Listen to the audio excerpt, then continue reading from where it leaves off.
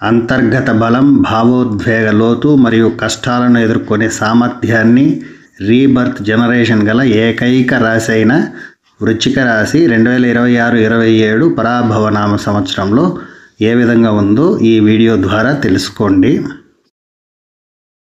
గురుగ్రహం శుభస్థాన సంచారం అంటే మే నెల 25వ తేదీ 2026 సంవత్సరం నుంచి 9వ స్థాన సంచారము ఆశించిన ఫలితము, మనోవాంఛ నెరవేరుట, ఏ పనిలో పూనుకున్నా దిగ్విజయంగా పూర్తి చేయుట వంటివి ఫలితాలు ఉంటాయి. ఈ 9వ స్థాన గురు సంచారాన్ని అన్ని స్థానాల్లోకెల్లా ఉత్తమమైన ఫలితాలను ఇస్తుందని అంటూ ఉంటారు.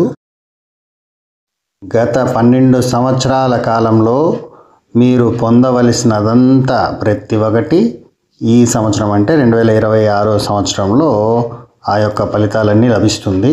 చాలా కాలంగా నిలిచిపోయినటువంటి విషయాలు పరిష్కారం అవుతాయి. మీకు మరే ఇతర సమయాల కన్నా కూడా అంటే గత 12 సంవత్సరాల కన్నా కూడా ఈ 26వ సంవత్సరం 2026లో దేవతా ఆశీర్వాదాలు దండిగా ఉంటాయండి. దానివల్ల విజయం, మంచి ఆరోగ్యం, పదోన్నతి, సంపద మొదలైనటువంటివన్నీ కూడా సిద్ధిస్తాయి. పూర్తి వివరాల కోసం ఛానల్లో లాంగ్ వీడియో చూడండి.